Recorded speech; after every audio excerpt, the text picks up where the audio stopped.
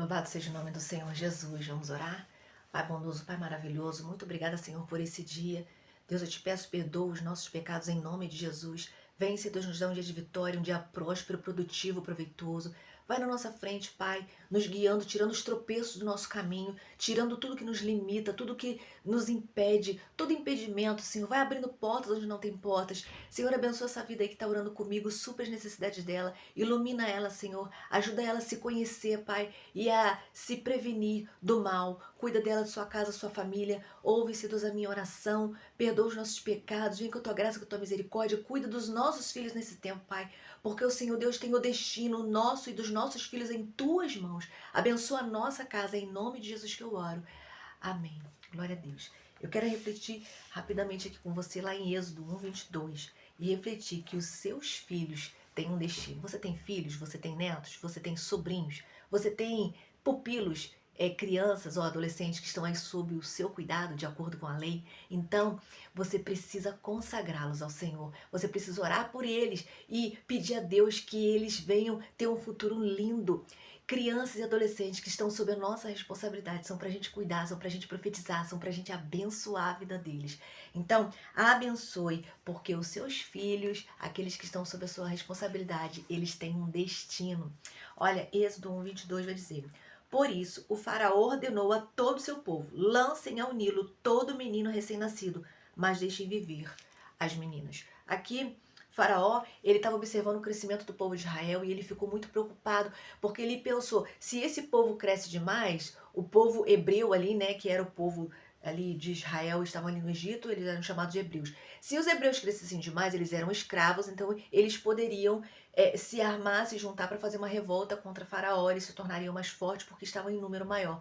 Ele se preocupou com isso e então ele manda matar todos os meninos, mas deixar viver as meninas.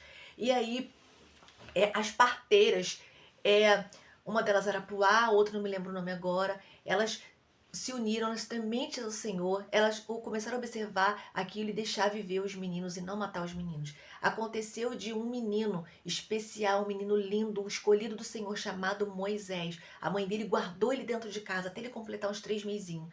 E aí depois ela liberou ele no rio, porque ela entendeu que ela não ia conseguir mais guardar aquela criança e ela confiou no Senhor.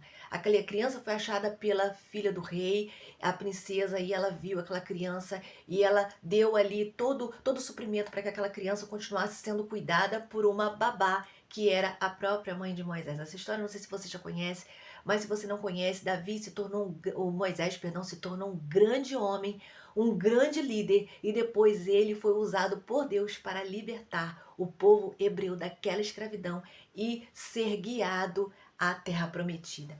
Então, o que eu quero aqui refletir com vocês?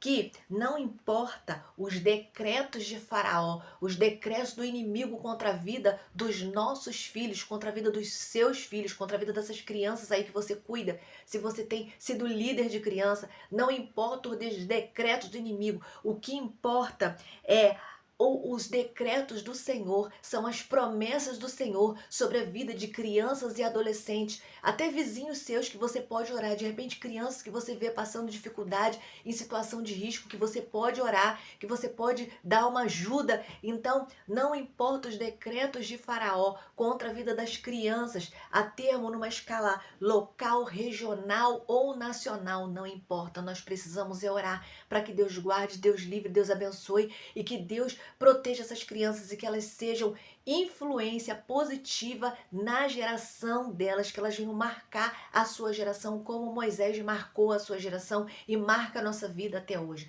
Então, os meus e os seus filhos têm um destino certo escrito pelo Senhor, mas para que as promessas do Senhor venham se cumprir na vida dos nossos filhos, nós precisamos guardá-los em oração, dedicar tempo todos os dias de oração pelos nossos filhos, netos, sobrinhos, crianças que nós conhecemos. Se você é professor, professora, ore e abençoe a vida, mesmo que você não verbalize em sala de aula, porque a gente não pode fazer isso, o Estado é laico, mas nós precisamos abençoar com o nosso pensamento, com um pensamento bom, orando pelas nossas crianças. Faça isso, porque as nossas crianças já têm um destino marcado pelo Senhor, e nós precisamos cuidar dos nossos filhos, das nossas crianças. Não importa quais foram os decretos de Faraó, do inimigo da nossa alma contra a vida das nossas crianças.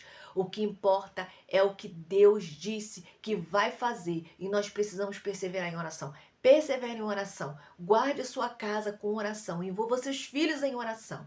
Pregue a palavra de Deus, ensine sobre Jesus para os seus filhos. Eles não vão para a igreja para aprender lá, eles precisam aprender em casa. Se você tem conhecimento da palavra, é responsabilidade sua, como é minha também. Ensinar os nossos filhos na palavra. Na igreja, eles vão aprender a comunhão, vão aprender a palavra junto com outros, mas o principal é dentro de casa.